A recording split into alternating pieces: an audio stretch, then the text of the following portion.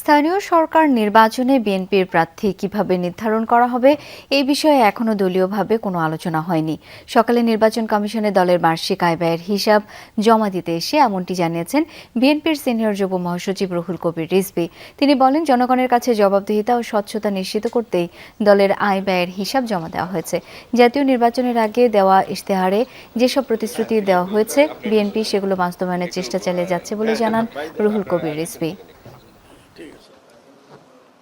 ধারাবাহিকতায় বা সেই ঐতিহ্য অক্ষুণ্ণ রাখতে অডিটর সাহেব এখানে গণতান্ত্রিক রাজনীতির ক্ষেত্রে একটি জবাবদিহিতার যে জায়গা, জনগণের কাছে যে জবাবদিহিতার জায়গা, সেই জায়গাটি আরো পরিষ্কার করা, প্রার্থিতা কিভাবে বাছাই হবে না হবে, দল এবং আমাদের যে সর্বোচ্চ নীতি নির্ধারণী যে ফোরাম আছে তারা বসে পরবর্তীতে এটা জানাবেন। এখন পর্যন্ত এই বিষয়ে কোনো সিদ্ধান্ত হয়নি।